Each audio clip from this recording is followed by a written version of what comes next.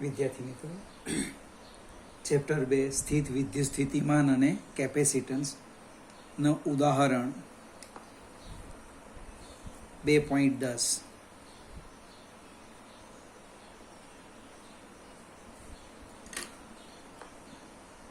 900 પીએફના એક કેપેસિટરને 100 વોલ્ટની બેટરી વડે વિદ્યુત ભારિત કરાય છે. કેટલી સ્થિત વિદ્યુત ઉર્જા કેપેસિટર વડે સંગ્રહ પામશે? કેપેસિટરનું બેટરીથી જોડાણ દૂર કરી બીજા 900 પીએફના વિદ્યુતભાર વિહીન કેપેસિટર સાથે જોડવામાં આવે છે. હવે આ તંત્ર વડે કેટલી સ્થિત વિદ્યુત ઉર્જા સંગ્રહ પામે?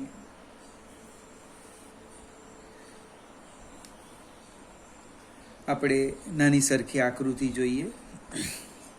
મારી પાસે આ એક કેપેસિટર છે.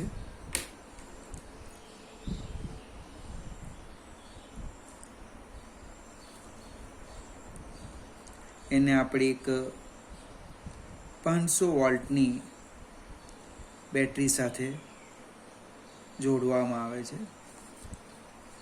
100 વોલ્ટ છે અહીંયા લખ્યું. V બરાબર 100 વોલ્ટ. આ કેપેસિટન્સ C એ તમને આપ્યું છે. C છે 900 PF,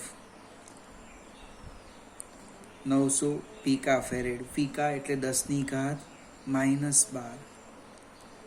900 ગુણ્યા 10⁻⁻12 ફેરેડ. હવે દશાંશ C નો અહીંયા છે એને હું અહીંયા લાવું એટલે 9 લખવું હોય, ડાબી બાજુ ખસે ઘાત વધારવાની એટલે 2 એમાં +2 કરવાના એટલે શું થશે? 9 ગુણ્યા 10⁻⁻12 અને 2 વધારો +2 એટલે કેપેસિટન્સ થવાનું 9 ગુણ્યા 10⁻⁹ 10 ફેરેડ. હવે કેપેસિટરમાં સંગ્રહિત ઉર્જા પૂછેલું છે. તો આપણી પાસે જે સૂત્ર છે યાદ કરીએ. એક Q²/2C છે પણ Q નથી. Qની જરૂર છે, આપણે શોધી કાઢીએ. ચાલો સાઈડ પર અહીંયા લખી દઈએ.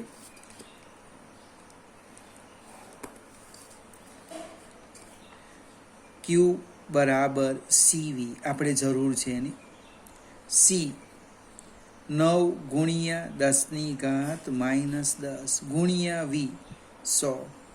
100 એટલે 10⁻2 થશે એટલે ફરીથી આમ લખાય 9 ગુણ્યા 10⁻⁻10 +2 એટલે વિદ્યુતભાર આવવાનો -8 કુલમ. કેપેસિટર પર કેટલો વિદ્યુતભાર આવવાનો? 9 ગુણ્યા 10⁻⁻8 કુલમ. આપણે આ જે વિદ્યુતભાર છે Q એની આપણે જરૂરિયાત છે. ધારો કે માત્ર ઉર્જા માંગેલી હોતી તો Q નહીં શોધતે, 1/2 CV² લખતે એટલે ઉર્જા આવી જતે. ઉર્જા U બરાબર 1/2 આપણે આ લઈએ Q²/2C. તમારે અથવા આમ લેવાનું U બરાબર 1/2 CV². માત્ર ઉર્જા માંગતે તો આ સૂત્ર લખતે તો ચાલતે. તો વિદ્યુતભાર શા માટે શોધ્યો એ આપણે ચેક કરી લઈએ. એટલે કે U બરાબર Q², મને Q 9 ગુણ્યા 10⁻⁻8 9 નો વર્ગ 81 ગુણ્યા 8 દુ 16 ડિવાઈડ બાય 2C. C આપણા છે 9 ગુણ્યા 10⁻⁻10. હવે 81/2 એટલે 0.5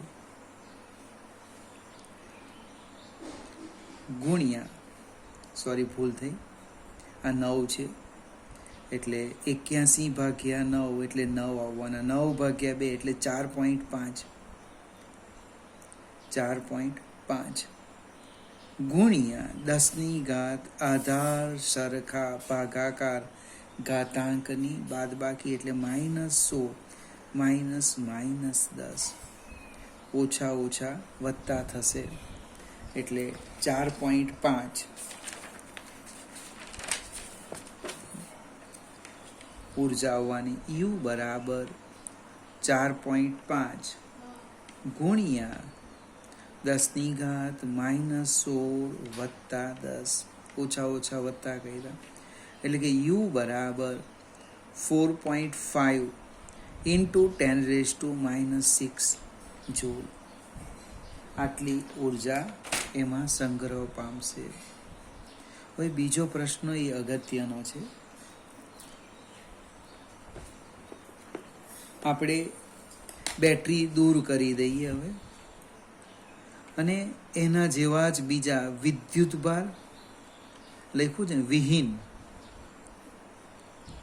કેપેસિટરને એની સાથે આપણે આમ જોડી દઈએ.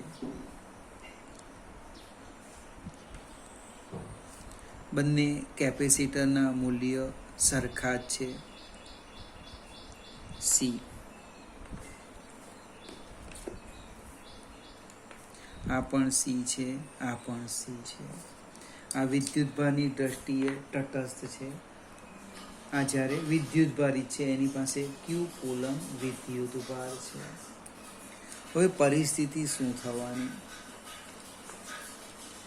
ધારો કે એ બંને વિદ્યુત કેપેસિટરો સરખા છે એટલે એની ઉપર વિદ્યુતભાર સરખો જ આવવાનો. બંને કેપેસિટર સમાંતરમાં અને સમાન મૂલ્યના છે માટે દરેક કેપેસિટર પર વિદ્યુતભાર અડધો થશે. એને હું ક્યુ ડેશ કેમ તો કે ક્યુ બાય 2. આપણે ક્યુ શોધેલો છે, ન શોધેલો હોય તો પણ ચાલે. 9 × 10⁻8 કુલમ. ક્યુ ડેશ બરાબર 9.8 9 × 10⁻8 ભાગ્યા 2 કુલમ. 9/2 એટલે 4.5 ગુણ્યા 10⁻8 કુલમ. હવે દરેક કેપેસિટરની પહેલા ઉર્જા શોધીએ આપણે. દરેક કેપેસિટરની ઉર્જા દરેક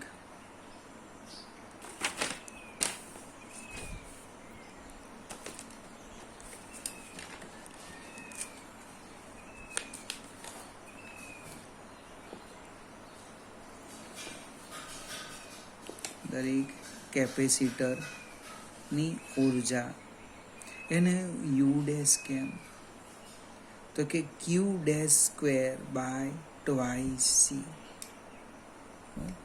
ક્યુ ડેશ સ્ક્વેર. ધારો કે મેં ક્યુ ડેશ ન શોધેલા હોય તો ક્યુ ડેશ મને ખબર છે કેટલા છે, ક્યુ બાય 2 એની કિંમત મૂકવાની. આ પણ ચાલે.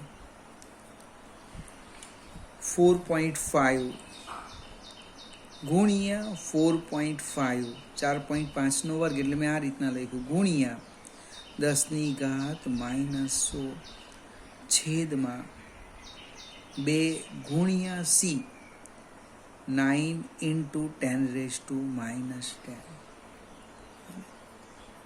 હવે સાદું રૂપ આપીએ આપણે એટલે લગભગ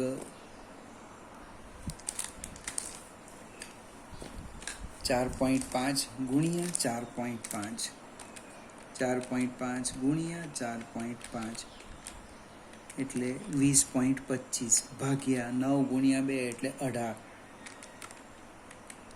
એટલે 1.125 આવવાના. એનો જવાબ આવવાનો 1.125 ગુણ્યા 10⁻16 ઓછા ઓછા વત્તા 10 આધાર સરખા ભાગાકાર ઘાતાંકની બાદબાકી એટલે કેટલા થવાના? 1.125 ગુણ્યા 10⁻⁻6 જોડ. બાજુમાં આપણે અજ્ઞાત રાશિ લઈ લઈએ. શું થાય જોઈએ. જો ઓબ્જેક્ટિવ છે, માત્ર સમજવા પ્રયત્ન કરીએ. તમારે પાછું આ બધું ગણવાનું નથી. હું યુ ડેશ લખું છું. જો યુ ડેશ Q²/4/2c એટલે આને આમ લખું 1/4 Q²/2c. Q²/2c એટલે તો u છે, એટલે u ડેશ બરાબર u/4. એટલે જો આ રીતે કનેક્શન કરવામાં આવે તો એની જે ઉર્જા છે એ કેટલી થાય? દરેક કેપેસિટરની ચોથા ભાગની થાય. હવે અહીંયા પ્રશ્ન બીજો લખ્યો છે, તંત્રની ઉર્જા. જો ઓબ્જેક્ટિવ હોય તો આ બરાબર છે. તંત્રની ઉર્જા, તંત્રની કુલ ઉર્જા એટલે દરેક કેપેસિટરની ઉર્જાનો સરવાળો કેટલો થવાનો? You dash plus you dash એટલે 1.125 10⁻⁻6 પ્લસ 1.125 10⁻⁻6 એટલે કેટલા આવવાના? 1.125 વત્તા 1.125 એટલે 2.25 ગુણ્યા 10⁻⁻6 જોડ. બાજુમાં લખો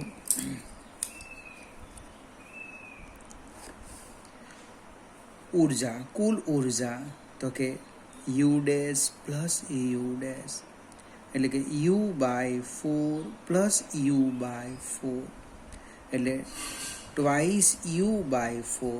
સાદું રૂપ આપો એટલે કેટલા આવશે? u/2. જો ઓબ્જેક્ટિવ પૂછે આ જ હોય તો દરેક કેપેસિટરની ઉર્જા એ કુલ ઉર્જાના ચોથા ભાગની થશે અને તંત્રની કુલ ઉર્જાની અડધી થશે. આગળ આ એક્ઝામ્પલ બોર્ડમાં લગભગ 2 વાર પૂછાઈ ગયો છે. અહીંયા આપણા ઉદાહરણ પૂરા થાય છે. હવે આપણે સ્વાધ્યાયનો એક્ઝામ્પલ જોઈએ.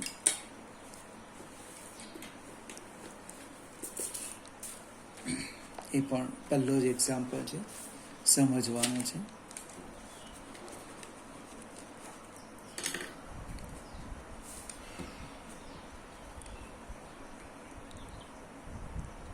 સ્વાધ્યાયનો પહેલો એક્ઝામ્પલ 2.1.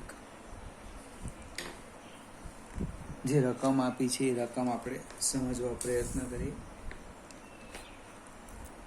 5 ગુણ્યા 10⁻⁻8 કુલમ અને -3 ગુણ્યા 10⁻⁻8 કુલમના બે વિદ્યુતભારો એકબીજાથી 16 સેન્ટીમીટર અંતરે રહેલા છે.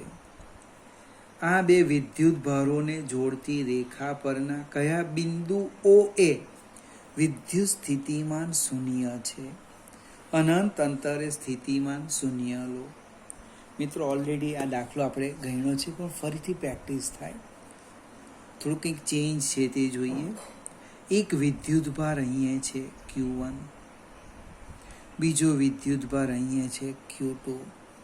Q1 આપ્યો છે 5 ગુણ્યા 10⁻⁻8 કુલમ અને Q2 ઋણ આપ્યો છે -3 ગુણ્યા 10⁻⁻8 કુલમ. હવે એ બે વિદ્યુતભારોને જોડતી રેખા એટલે અંતર આપેલું છે, આપણે તૂટક રેખા થોડીક લઈ લઈએ. તો આ જે અંતર છે, આ અંતર એ 16 સેન્ટીમીટર આપ્યું છે. હવે જે પ્રમાણે આપણે ઉદાહરણમાં દાખલો ગણેલો એ જ પ્રકારે તો વિચારીએ. સ્થિતિમાન 0 ક્યારે થાય? રફ કામ કરીએ. રફ કામ પહેલા અહીં સાઈડ પર લખું છું તો કે બંને સ્થિતિમાન વિદ્યુતભારના સ્થિતિમાનનો સરવાળો 0 થવો જોઈએ. 0 ક્યારે શક્ય છે? તો કે બંનેના મૂલ્ય સરખા અને એક ધન અને એક ઋણ. જો ધન અને ઋણ તો છે Q1 નું સ્થિતિમાન બધે ધન આવવાનું, Q2 નું ઋણ આવવાનું. મૂલ્યો પર જઈએ તો એક બંને વિદ્યુત ભારોને જોડતી રેખાના એક મધ્ય બિંદુ પર શક્ય છે. અહીંયા સપોઝ અહીંયા આ P બિંદુ લઈ લે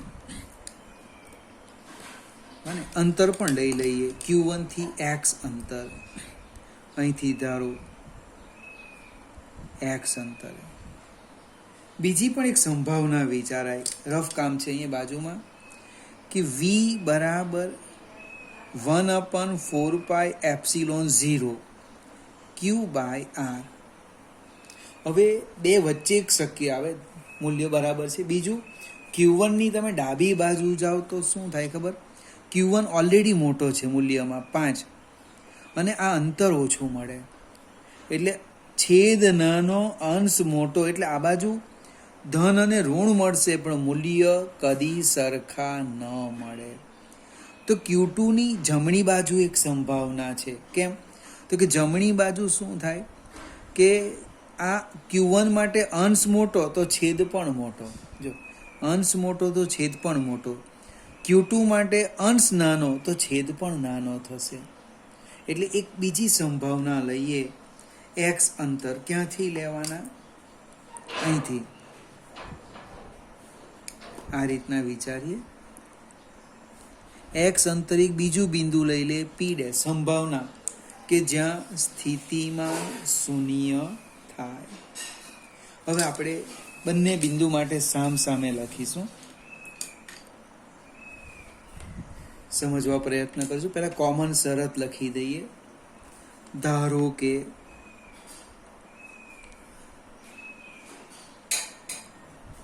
Q1 થી X અંતરે P અને P' બિંદુ પાસે સ્થિતિમાન કેટલું થાય? શૂન્ય થાય. ધારણા કરી. ધારો કે Q1 થી X અંતરે, આ આપણું અંતર છે X અંતરે P અથવા અને P' બિંદુ પાસે સ્થિતિમાન શૂન્ય થાય. શૂન્ય થાય નો અર્થ V1 plus V2 is equal to 0. એનો અર્થ V1 બરાબર માઇનસ V2. એનો અર્થ શું થવાનો? કે Q1 બાય R1 બરાબર માઇનસ કે Q2 બાય R2. બંને બાજુથી K નીકળી જાય છે. Q1 ની કિંમત મૂકવું હોય તો મૂકી શકાય. 5 ગુણ્યા 10⁻⁻8 છેદમાં R1 બરાબર માઇનસ, હવે અહીંયા ઋણ લેવાનું છે યાદ રાખજો, -3 ગુણ્યા 10⁻⁻8 છેદમાં R2. જો આ માઇનસ માઇનસ પ્લસ થશે, 10⁻⁻8 બંને બાજુથી કેન્સલ થાય, એટલે શું થવાનું? 5/R1 બરાબર 3/R2. આ આપણે કોમન ચર્ચા કરી. શું લખ્યું? સ્થિતિમાન શૂન્ય થાય એટલે V1 plus V2 equal to 0. V1 બરાબર માઇનસ V2. V1 ની કિંમત મૂકી. અહીં મારાથી K લખાઈ ગયો. K શું છે યાદ છે ને? K યાદ રાખવાનું 1/4πε0. તમારે ખરેખર આ જ લખજો, મારી ભૂલ થઈ. 1/4πε0, 1/4πε0 એ નીકળી જવાના. Q1 Q2 ની કિંમત મૂકી. હવે આપણે બિંદુ લઈએ, સામ સામે લખવાનું છે. બિંદુ P, બિંદુ P અને અહીંયા લખું બિંદુ P'. આ આપણું સમીકરણ 1. હવે બિંદુ P માટે R1 ઇક્વલ ટુ X જોઈ લો. R1 ઇક્વલ ટુ X અને R2 કેટલા થવાના? આ જે અંતર છે એ 16 - X થશે. 16 - X. મને એટલે કિંમત લખું છું અહીંયા. R1 બરાબર X અને R2 બરાબર 16 - X. પી ડેશ માટે શું થવાનું? જો પી ડેશ બિંદુ જે આપણે પસંદ કર્યું છે એ પી ડેશ માટે R1 કેટલું થવાનું? એક્સ. અહીંથી લખ્યું ને આપણે, ધારી દીધું એક્સ. અને Q2 માટે શું થવાનું? X minus 16. બને અહીંયા લખવાના R1 એક્સ અને R2 લખવાના એક્સ માઇનસ 16. ખ્યાલ આવશે કે નહીં આવશે? આ આખું અંતર એક્સ, એમાંથી આટલું કાઢો એટલે એક્સ માઇનસ 16 થશે. મારા જૂના કોર્સના વિદ્યાર્થીથી યાદ રાખતા કઈ ટેકનિક? એકમાં લખો 16 માઇનસ એક્સ, તો બીજામાં લખો એક્સ માઇનસ 16. પણ શા માટે? .16 લખવું હોય તો સેન્ટીમીટર આવશે. એટલે કહેવાનો અર્થ આપણે એને આકૃતિ સમજો. પહેલા કેસમાં શું થયું? આ એક્સ, તો આટલું થવાનું 16 માઇનસ એક્સ. બીજા કેસમાં આ અંતર એક્સ, તો આટલું અંતર થવાનું એક્સ માઇનસ 16. આપણે સમીકરણ 1માં કિંમત મૂકી દઈએ. જો સમીકરણ 1માં કિંમત મૂકતા 5/x બરાબર 3/16 - x. સાદું રૂપ આપો. 5 છેદમાં છે, સામે જાય એટલે ગુણાકારમાં 16 - x બરાબર 3x. 16 ગુણ્યા 5 એટલે લગભગ 80 થશે. -5x બરાબર 3x. 5x સામે જવાના, ઓછા છે એટલે વત્તા થવાના, એટલે 3x હતા વત્તા 5x બરાબર 80. ખ્યાલ આવશે ને? ઓછા સામે જાય એટલે વત્તા, એટલે કે 8x બરાબર 80. એટલે x આવી ગયા 10 સેન્ટીમીટર. ફરીથી મિત્રો, નાનું સરખું ઓબ્જેક્ટિવ પણ છે. આ જ પ્રશ્ન 1 અથવા 4 માર્કમાં પૂછેલો છે. Q1 થી 10 સેન્ટીમીટરનો અર્થ થાય Q2 થી 6 સેન્ટીમીટર. હવે વિકલ્પ જોવાના. તમે ગણતરી કલાકી 10 સેન્ટીમીટર અને અંદર વિકલ્પ લખેલો છે Q2 થી 10 સેન્ટીમીટર, એ નહીં આવે. Q2 થી કેટલા આવશે? આ જો 10 થાય તો આ થવાના 16 - 10 6 સેન્ટીમીટર આવે, 6. એટલે વિકલ્પ હોય તો કાળજી રાખવાનું. હવે સામે જઈએ. પી ડેશ બિંદુ માટે લખીએ આપણે. જોજો, હું કિંમત મૂકું છું સમીકરણ 1માં. 5/x બરાબર 3/x માઇનસ 16. એટલે કે 5 કૌંસમાં x ઓછા 16 બરાબર 3x. એટલે કે 5x માઇનસ 16 ગુણ્યા 5 એટલે કેટલા આવવાના? 80 બરાબર 3x. હવે આ 5x છે તો 3x ને હું આ બાજુ લઈ આવું. 5x વત્તા છે, આ બાજુ જાય એટલે ઓછા થાય.